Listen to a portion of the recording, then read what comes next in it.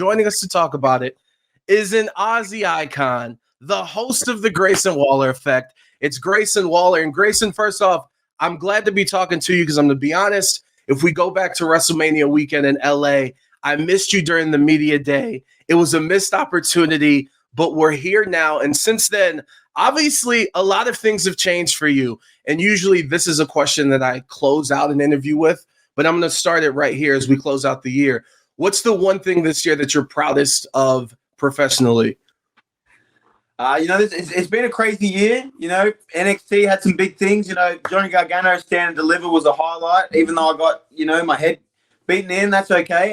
But I think for me personally, having my broken leg on my last NXT match and still getting drafted and still being on TV every week with the talk show and getting through that broken leg and then somehow having my first main roster match in Madison Square Garden in the main event against a guy like Edge, it's very hard to beat that, and I think that's one that'll kind of be hard to beat for the rest of my career.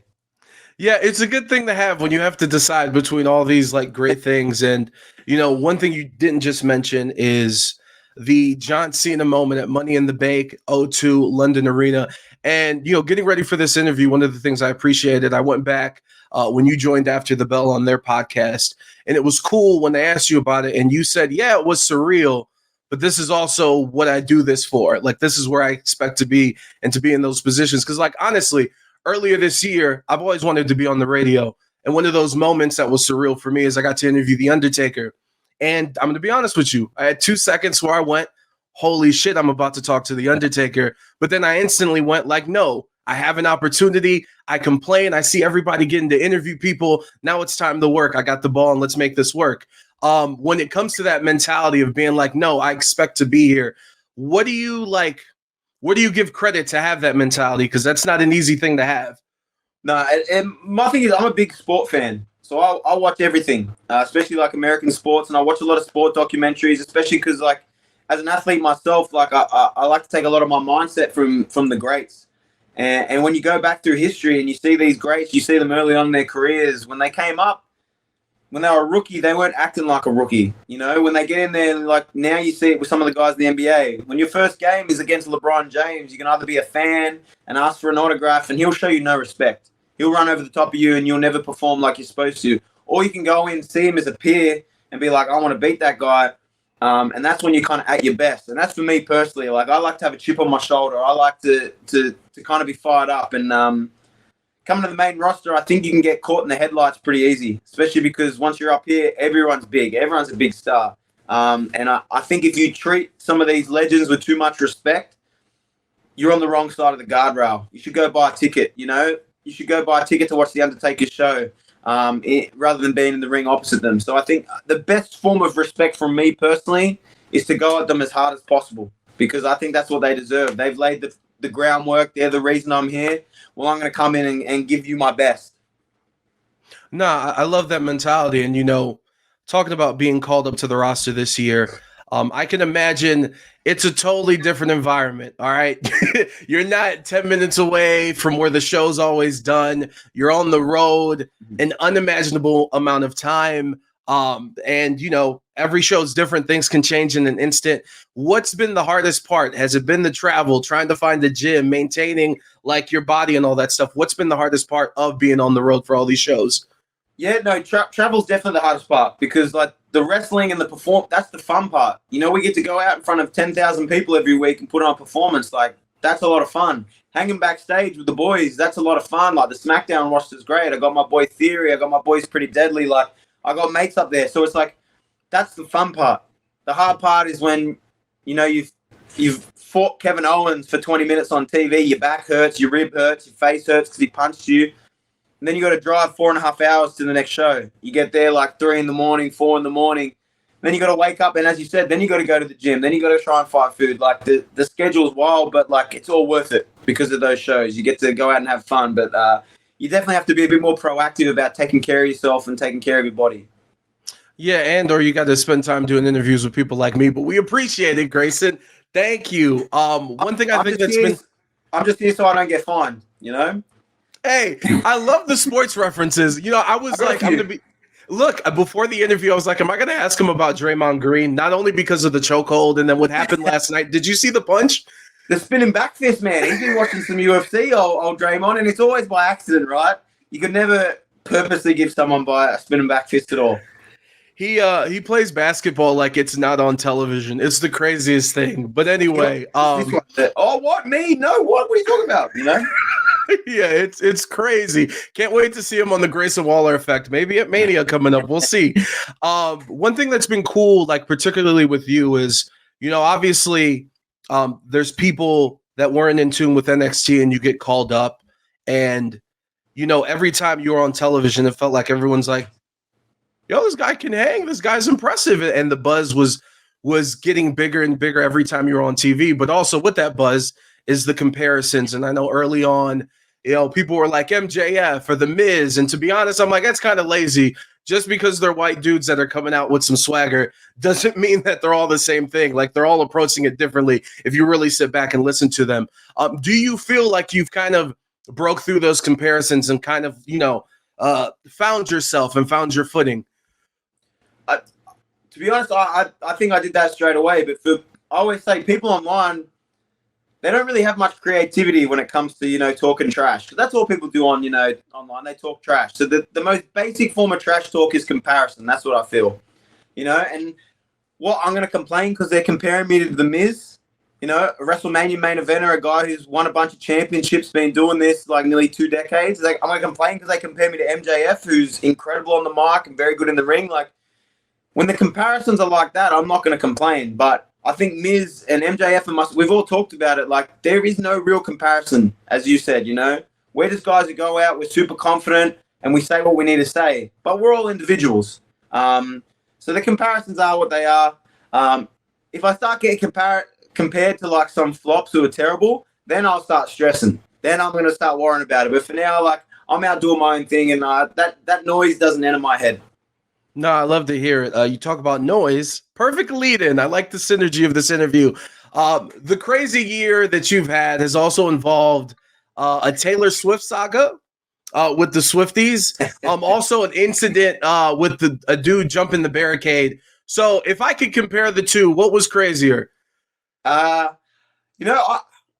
I like having fun. I'm very good at what I do. One of my talents is I'm very good at getting under people's skin. Like, I know exactly what I have to say. I have control in those moments. So, somehow I had a guy jump the guardrail trying to attack me. But I think I was in more fear for my life with the Swifties, man. They're a little bit more terrifying. These 45-year-old women, man, they go in hard. They're still commenting on my Instagram photos. But that's part of the fun of what I do. I enjoy that. My job in my head is to get a reaction out of you, and it's not a positive one. I couldn't care less if you like me. I don't want you to cheer me. I don't want you to tell me I'm good.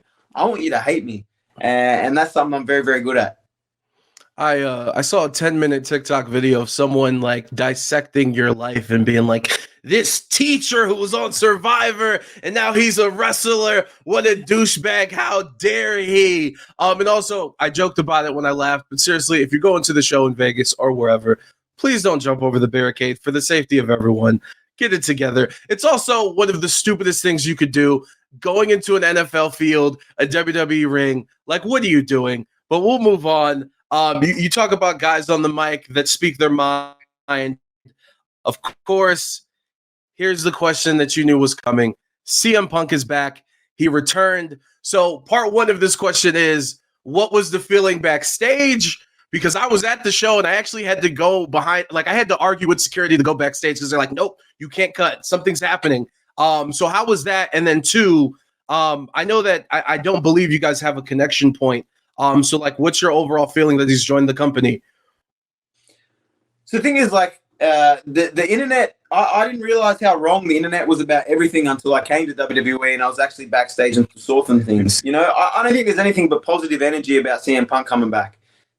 The entire roster right now is great from top to bottom. Everyone's challenging each other. Everyone wants to be the top guy, but no one's stepping on anyone to get there. Maybe me, I don't mind doing that, but everyone's kind of working together. We want this product to succeed, and I think that's what's happening. So I think everyone's buzzing to have him back. Why would you not want to have this guy who can cut incredible promos, who can have great matches, who the crowd wants to see, who's super controversial? Like, if you don't want him back here, like, you're stupid type of thing. And for me personally, I said some things online about Punk. when I heard the rumors, I like to play with the rumors and have some fun and that type of thing. And I got to meet him recently, and then that's all I'll say on that. But I was trained in NXT originally by Ace Steel, who was obviously Punk's coach as well. So like I know the type of training that he went through. Ace Steel's a great trainer, man. He's very hard-nosed, very, very to the point. He got me a lot of my first matches in NXT. So, I have nothing but positive things to say about Ace and nothing but positive things to say currently about Punk. But I'm sure that'll change in the future. What up? Pardon the interruption on the interview. Real quick, we have to show some love to the people that are helping make this content possible. ZipChair and ZipChairGaming.com. Holiday season is here, y'all. If you want to go extra on the gift, get all the brownie points, and really come up clutch this holiday season, I have a suggestion. ZipChair.com. Go there, find your partner or yourself, whoever, the perfect chair for their office, their gaming area, their cubicle, whatever the case. Or you want the recliner, you want the bar stool, you want the man cave for the house to really get the perfect thing, to really seal in the best man cave in the neighborhood. ZipChair.com. Use that discount code Adrian to save yourself 10%. And hey, if your partner has a favorite team, why don't you slap on the team's logo on it? With ZipChair, it's possible. Customizable from the logos to the comfortability. And as a big guy, it has the XXL seal of approval. ZipChairGaming.com. Use that discount code Adrian. Yeah, caveat on the currently, and we'll leave it at there. And you talk about the locker room as well. For me, I was lucky enough. I've been able to travel with you guys a little bit. I was in Puerto Rico for Backlash. It was cool for me, my homeland. I hadn't been there for years. And the amount of pride that I had being there was, it's any wrestling show, I'm always comparing it to the crowd that was there in Puerto Rico and the pride that was in that arena. Yeah. For you, I want to talk to you about the pride that you have with, the Aussie presence on the main roster and throughout WWE. And obviously, I know Royal Rumble's coming up, but I know you have that calendar circled for Elimination Chamber going back home. Like, just talk to me about all that. Yeah, it's been great seeing, Rhea killing it, Indy killing it, Bronson Reed killing it. Like, Raw's got some Aussie flavor about it. And then I kind of carried on my back on Fridays. But I'm glad to see so many Aussie talent doing so well, because the Australian wrestling talent has always been world-class. People just haven't seen it. So I'm hoping we get more over here. But for me, like, Elimination Chamber in a lot of ways is my Wrestlemania. I've never been on a Wrestlemania before. Obviously, that's a huge goal of mine for next year in Philly. But that Elimination Chamber show, like, that's my show. I think when it comes to all the Australian talent, I rock the Australian flag on all my gear. Like, I think I'm as Australian as it comes, and I really want to perform on that show in front of that crowd, in front of my friends, in front of that family. It's very motivating, extremely motivating. And I know, like, we saw, like, Zelina in Puerto Rico and how much that meant to her in that moment. And it's cool that a lot of us are getting those opportunities to wrestle in front of our hometowns and not just do it on, like, a live event or anything, like, do it in these big shows with these big moments and big matches. Yeah, with over 50,000 tickets sold so far. It's going to be incredible. Speaking of tickets, WWE's holiday tour is coming here to Vegas, MGM Grand Garden Arena, last Friday of the year, December 29th. Get your tickets at Ticketmaster.com. A few more minutes before we let you go, and thank you so much for the time, Grayson. For those Americans that are making the trip to Australia, do you have any tips? And also, do you have an American accent? Can we hear it? My tip would be, like, especially at the time in February, like, you're going to love life. And obviously the Vegas people, you guys have nice weather over there. Florida's pretty decent, but February in Australia, that's a perfect time to come. Weather's nice, like, it's not too hot. The beaches are beautiful. Like, my thing would just be take advantage of it. And mate, the American dollar, you almost double your money going to Australia. It's a beautiful thing. Every time I look at my salary, I go, I'm going to convert it to Australian dollars, make me feel good about myself, American accent, like, it's very basic. It's almost annoying. I can do, like, the American girls, like, sometimes, like, they're very pretty, but sometimes it struggles. Like, oh my God, like, can we please go to Starbucks before we keep? And it's like, oh yeah, but it's just like, have you seen the show Big Mouth? Yes. I can't remember the girl's name on it, the blonde girl, but that's how every American sounds in my head. Very, very nasally, can be very annoying as well. I love it. I love it. I love it. I do also want to mention NXT and kind of your NXT Pride. You know, obviously, this NXT class that got called up to the main roster, you guys have been very impressive. You, Zoe, to name a few.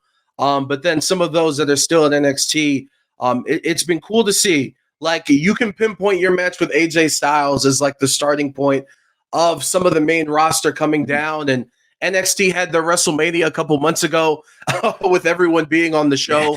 How do you just feel about like watching all that and some of the opportunities that they're getting? It's very cool to see. And, you know, I try my best. My schedule's a little bit wilder now, but it's like I try my best to kind of head down there and kind of see everyone, because it's not just, obviously you got guys like Mello and Braun who've been killing it for a long time. And, you know, are probably ready for the main roster, but, you know, we're just waiting for those opportunities, you know. But the coolest thing is seeing all these new people coming in and start smashing it straight away. You know, I was kind of there for their tryouts for some of them. Some of them there for their first matches inside the PC, and now seeing them on NXT TV is very, very cool. Like, there's the men's breakout tournament at the moment. There's a lot of those guys that, like, I got to help out early on. You know, I got to see early on and give them some advice and get in there for some of their first matches and things like that. So it's cool seeing the newer guys and girls kill it so early. You know, get these big opportunities. I think Trick's another one that's like, I think everyone down there knew how good Trick was for a very long time. But it was just, he just had to wait for that opportunity. And I know he's not a patient guy. I know he wants the world, because that's the kind of guy he is, and I love that energy. But I think it's all worked out for the best, and it's just cool seeing everyone succeed. You talk about people who've picked stuff up early. Tiffany Stratton, my God, like, yeah, it's insane. And if I could ask you a nerdy question, and it involves NXT. For those that don't know, you didn't just show up on WWE television. You put years into this. You're working the indies in Australia. And obviously NXT has kind of gone the NIL route. Mm-hmm. Could you talk to me about, I guess, kind of some of the plus and minuses? It's funny, you know, in the radio, now they're giving opportunities to people who are like popping on Instagram and TikTok and being like, you got followers, bring them to the station. And NIL, you got these athletes, but I do think there's something about going through the trials and tribulations of the indies and performing at these shows with 10 people or 100 and this, that, and the third. Could you kind of talk to me about those dynamics? Yeah, and I'll be honest, like early on as an independent wrestler, like I hated it. I thought it was a stupid idea, because you get independent talent, you bring them on, and they're ready to go then, a lot of them. But then I kind of got involved a little bit more. I got involved with the tryouts and got to go and help out. I talked to the guys kind of running the NIL program. I got to go out to different colleges and do the NIL stuff. And it completely changed my perception, because now you're going out and you're getting the best athletes in the country. You know, you have the guys who go to the NFL, NBA, whatever it is, the Olympics. There's a crop just under that talent level that doesn't really have many things to do, but they're almost at that level. Like, they're so close. So then they'll be bringing them in. There's nothing but positives. You talked about Tiffany. I got to work with her early on. We had a fun little tag run. She came from that program. She was an athlete, and now she's absolutely killing it. There's so many different guys and girls who are very similar. So for me personally, I think the NIL program is fantastic. The issue is you bring in these kids, and some of them don't have any respect for wrestling. They don't know what it is, and they don't put any effort into finding out what it is before they get there. And that's just for any job. If I'm going for a job interview, I'm going to find out who the manager is. I'm going to find out who the boss is, a little bit of history. And some of these kids come in and they have no respect for what we do. And they expect to be on TV in 6 weeks. They don't know who any of the talent is. I could tell you some wild stories about questions people have asked that would blow your mind, but I'm not here to, you know, say any mean things. But so if you come in with the right attitude and you work hard, like, you're going to kill it. The Creeds are a great example. Tiffany's a great example. I think Kalani Jordan and Lash Legend right now are great examples of people who are athletes, came in, super respect the business, ask the right people, ask the right questions, work hard, and they're going to be the biggest names in the business for a very long time coming. Perfect. And we'll close out with this, Grayson. WrestleMania 40 is coming up. You have your choice of anybody to join you. WrestleMania 40, Grayson Waller effect. Who are you going with? You know, there's so many options, especially being in Philly, you know, like I like to kind of tailor the talk shows, but the dream for me would be like Jalen Hurts with the Lombardi trophy in the ring with it. You know, that's the dream. You know, not only do I have the quarterback, the biggest name in the NFL right now almost, but we got the Super Bowl trophy there too. That would be fresh as. Hey, the Kelseys might get involved too. Jason might. We'll see what happens. Hey, we look forward to it. I refuse to comment on the Travis Kelce, Taylor Swift situation. Well played, Grayson. Thank you so much for the time. We will see you to close out the year at MGM Grand Garden Arena. Legend. Thank you, mate. Appreciate it.